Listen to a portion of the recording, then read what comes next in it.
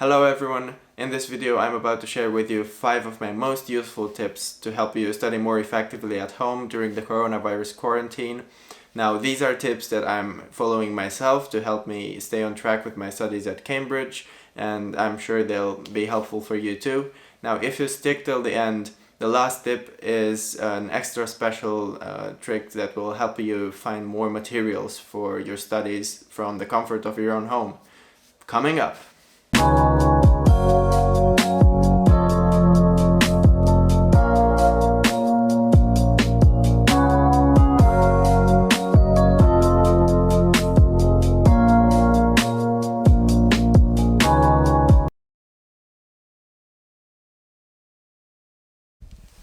While at university, it's a bit easier to plan each day because you organize your time around the contact hours, the lectures, seminars, or supervisions that you might have. But it's not the same at home. At home, time can go by without notice because unorganized time flies the quickest. In order to fight this, there's something you can do about it, namely plan with precision what you intend to do each day. So I'd suggest making a detailed plan of when you're going to study and perhaps even more importantly, when and for how long you're going to take breaks. Because we all know that a short break will very easily turn into lost, wasted, unproductive morning or afternoon. Also, breaks will be more rewarding if you do something productive before and after them. When planning the topics that you're going to revise, make sure you have a grasp over the big picture of how many exams there are, how many topics there are for each exam to revise, and how many chapters you can divide each topic in. By doing this, you will be able to divide your work in more manageable chunks, and you'll have more motivation each time you sit down to study. Also, you want to avoid spending too much time on topics or chapters that aren't core components of your exams, and having this grasp over the big picture will definitely help you allocate your time accordingly and correctly.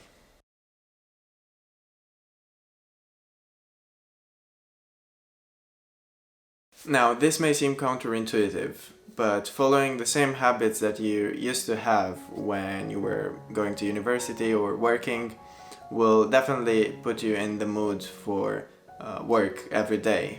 And if you're used to exercising in the morning, then keep doing that. If you're used to putting on a certain kind of outfit every Monday morning to go out and go to university or go to work, keep putting on the same kind of outfit. I'm sure it will boost your energy and your motivation. I personally find it really difficult to stay in an active mood while spending time at home every day for a few weeks at a time. It's especially difficult not to fall into the trap of wasting your time or sleeping too much. I mean, relaxing is good. Obviously, you can take a day off every now and then, you can take your weekend off. But personally, I'm not the kind of person who likes to take time off all the time. And even if I do that for a couple of days in a row, I feel guilty about it. I don't know, maybe I'm a workaholic, call me what you want, but that's how I work. And if you've got stuff to do, if you've got studies to pursue, then I really recommend trying strategies to lift your mood and keep yourself in an active mood. And sticking to your old habits is one of them.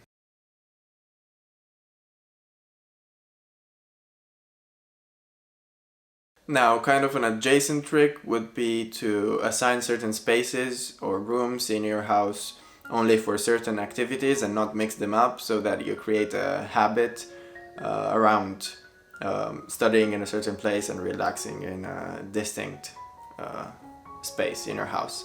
So if you're used to sleeping or playing video games or reading for pleasure in your bedroom, then keep doing that there.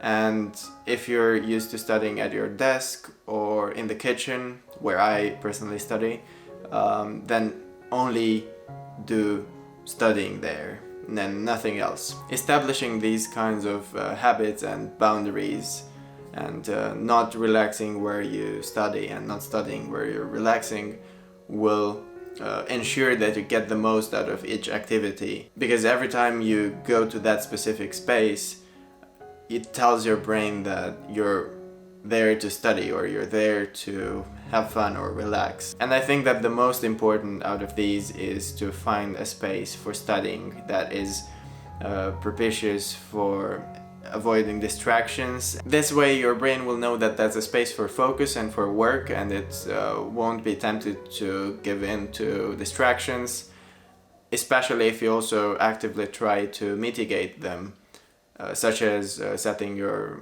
phone to silent or leaving it in a different room, or blocking your access to certain websites on your laptop while studying for a certain period of time.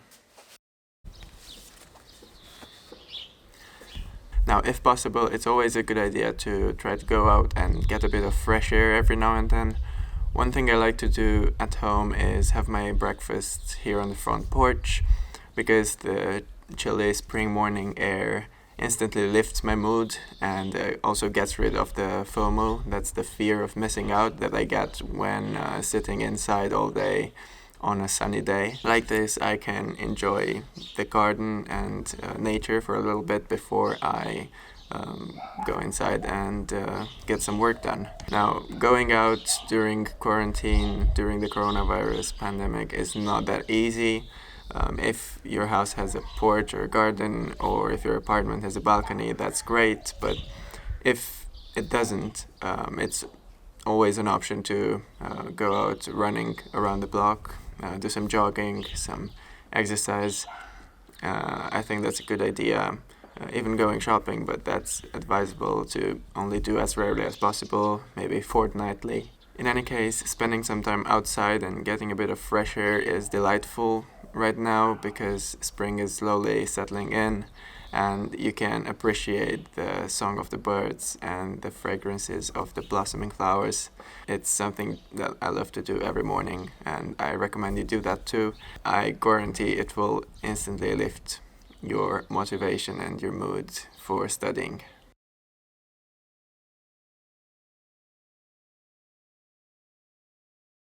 This is the special tip I was talking about at the beginning of this video. Now, just like myself, you're probably away from university now without access to a physical library because of the movement restrictions. Libraries at your university are hopefully making some efforts to make some materials available online for you to be able to study from home. And you may already be using JSTOR, one of the biggest libraries of online journal articles. That's great if you're using those, and I really hope that you have access to some of those through your university. Now, apart from that, what I want to share with you is this great tool developed by Google, which is not very well known, called Google Scholar. This is, as its name suggests, a source of academic articles, and the great thing about it is that the search function is very, very useful. It's as responsive as the usual Google search bar, and you can search for the author and it will list several articles from that same author, and you can type in a few words that a few keywords that you're interested in, and it will list academic articles that you may be interested in. And it's a really, really great tool, especially for finding articles that you at first sight think that you may not have access to, but Google Scholar sometimes somehow finds a way and finds sources where you may actually have access to that article for free. Google Scholar and Google Books, which is potentially useful because you sometimes find entire books available for free on there, or even introductions and bibliographies that may be useful for hinting towards more materials that you can check out, are two very good tools for studying at home. They're proving to be even more useful now than they used to be when we were all at university doing fine, because it's everything online and you can search very effectively, and it lists many materials that you may be interested in and you may have access to. I hope this tip helps you find more materials for your revision or for your essays that you've got to hand in. Apart from that, I wish you the very best for this year's exams, and I am assuming that they're happening online and that they haven't been cancelled. This has been it from me today. If you like these tips, if you like this video, don't forget to give it a thumbs up. Please subscribe to my channel so that I can keep making these videos for you, and I'd be really grateful if you could also click the little bell notification button to be notified every time I post a new video.